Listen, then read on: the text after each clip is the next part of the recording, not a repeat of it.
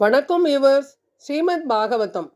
ஸ்ரீமதி கீதா வீரராகவன் எளிய தமிழில் எழுதிய ஸ்ரீமத் பாகவதம் பகுதி 188 காண்போமா? அதிதி தேவி தேவர்கள் இல்லாத அந்த இடத்தில் இனி தம்மை காப்பாற்றுபவர் இல்லாததைப் போல் வருந்தினாள். பல நாட்களுக்கு பிறகு காசியப முனிவர் தமது சமாதி நிலையிலிருந்து எழுந்தார். அதித்தியின் ஆசிரமத்திற்கு சென்று அங்கிருந்த சூழ்நிலை மகிழ்ச்சிகரமாக இல்லாததை கண்டார்.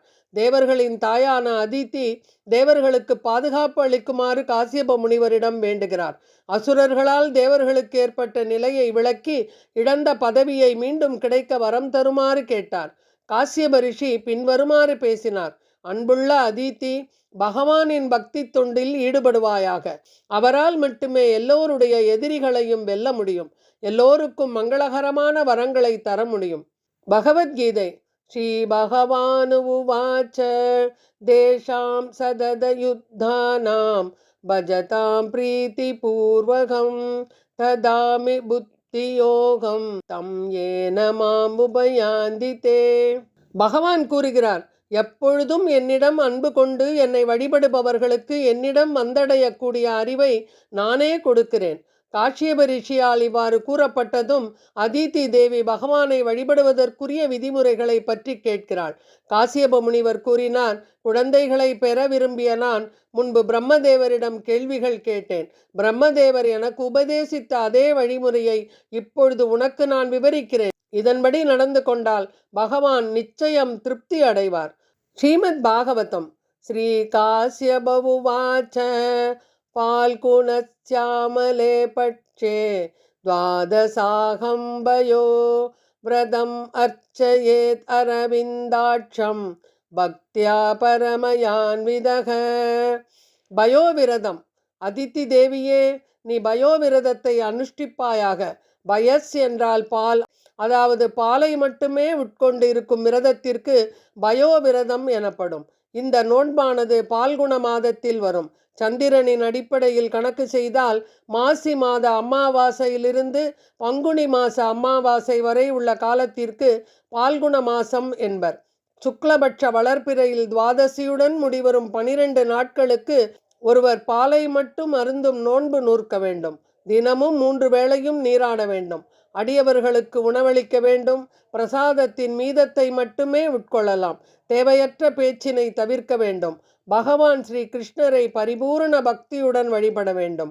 அவருடைய திருநாமங்களை சொல்லி பூஜை செய்ய வேண்டும்.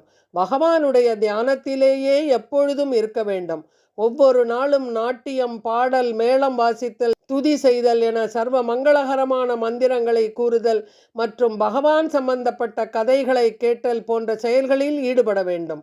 இவ்வாறு பயோவிரதத்தை பற்றி சொல்லிக் கொடுத்தார். இந்த விரத முறையில் அதோட்சஜர் எனப்படுபவரான பகவானை திருப்திப்படுத்துவதே மிகச்சிறந்த முறையாகும். காஷ்யப ரிஷி கூறியபடி அதித்தி தேவி முழுமையாக விரதத்தை அனுஷ்டிக்க விரும்பினார். அதித்தி தேவியின் மகனாக பிறப்பதற்கு பகவான் சம்மதித்தல். ஸ்ரீ சுகர் கூறினார், பரீட்சித்து ராஜனே, இவ்வாறு காஷ்யப முனிவரால் அறிவுறுத்தப்பட்ட பயோவிரத சடங்கை அதித்தி தேவி நிறைவேற்றினாள். அதித்தி தேவி மேற்கொண்டது சிறந்த பக்தி யோக முறையாகும். அவளுடைய விரதத்தினால் மிகவும் மகிழ்ந்த பகவான் அவளுக்கு காட்சி தந்தார். பகவானுடைய காட்சி எப்படி இருந்தது தெரியுமா? ஸ்ரீமத் பாகவதம். தஸ்யாக் பிராதுரபூத்தாத பகவானாதி புருஷக பீதவாசாஸ்ததுர்பாஹு சங்கச்சக்ர கதாதரக.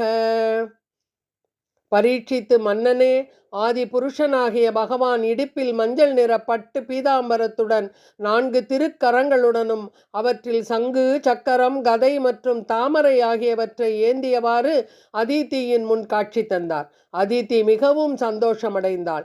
ஒரு தடியை போல் தரை மீது விழுந்து வணக்கம் செலுத்தினாள். பகவானை துதிக்க இயலாமல் கூப்பிய கரங்களுடன் மௌனமாக நின்றிருந்தாள். கண்களில் இருந்து கண்ணீர் ததும்பியது. உடலில் மயிர்கூச்சல் ஏற்பட்டது. நேருக்கு நேர் காண முடியாமலும் ஆனந்த பரவசம் அடைந்தாள். அவளது உடலும் நடுங்கியது. மிகவும் தழுதழுத்த குரலுடன் பகவானிடம் பிரார்த்தனை செய்வதற்கு முன் அவரை துதித்தாள். அதித்தி வணங்கிய பிறகு பகவான் பதிலளித்தார்.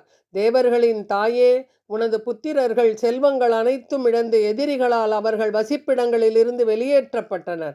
உன்னுடைய புத்திரர்களின் நன்மையை குறித்தும் அவர்கள் இழந்த வசிப்பிடத்தையும் செல்வங்களையும் மீண்டும் பெற நீ என்னை வழிபட விரும்புகிறாய் என்பதை நான் அறிவேன். தாயே, மகாபலியை என்னால் அழிக்க இயலாது. அவனை இப்பொழுது வெல்வதும் சாத்தியமல்ல. மகாபலிக்கு ஆச்சாரியானுடைய அனுக்கிரகம் மிகவும் பக்கபலமாக உள்ளது. அதனால் என்னால் எதுவும் அவனை செய்ய இயலாது என்றார். ஒருவன் சிறந்த பக்தனாக இருந்து ஆச்சாரிய பக்தி இல்லை என்றால் அவனுக்கு பகவானுடைய அனுக்கிரகம் கிடைக்காது. ஒருவன் ஆச்சாரியரிடம் மிகுந்த அபிமானத்துடன் இருந்தால் அவனுக்கு பகவானுடைய கடாட்சம் எப்பொழுதும் இருக்கும். மகாபலியை அழிக்க முடியாது என்றுதான் கூறினேன். அவன் பக்த பிரகலாதனுடைய பேரன். அவனுடைய வம்சத்தை நான் அழிக்க மாட்டேன். உன் மகனுக்கு தேவையான பதவியை நான் மீட்டுத் தருவேன். மகாபலிக்கு தேவையான பதவியை நான் அவனுக்கு அளிப்பேன். உன் புதல்வர்களை காப்பாற்றுவதற்காக நீ மிகச்சிறந்த பயோவிரதத்தை நிறைவேற்றியுள்ளாய். என்னை குறித்து செய்யப்பட்ட எந்த ஒரு பூஜையும் வீண் போகாது. நமக்கு கிட்டுவதற்கு காலங்கள் எடுத்துக்கொள்ளலாம். ஆனால் பகவானை குறித்து செய்த பூஜைக்கு பலனில்லாமல் போகாது. ஒருவர் செய்த நம்பிக்கைக்கு தகுந்தபடி பலனை நான் தருவேன். உனது கணவராகிய காஷ்யபர் செய்த தவத்திற்கு பலனாகவும் நீ செய்த இந்த விரதத்திற்கு பலனாகவும் நான் உங்களுக்கே மகனாக தோன்றுவேன். ஆனால் இந்த உண்மையை நீ யாருக்கும் தெரிவிக்க கூடாது. மிகவும் இரகசியமாக வைத்திருக்க வேண்டும். இரகசியமாக வைத்திருக்க வேண்டியதை இரகசியமாக வைத்திருந்தால் அது வெற்றி அளிக்கும் என்று கூறி பகவான் அந்த இடத்தை விட்டு மறைந்து போனார். அதித்திக்கு பகவான் எப்படி பிறக்கப் போகிறார் என்பதனை ஸ்ரீமத் பாகவதம் பகுதி 189 காண்போமா? நன்றி, வணக்கம்.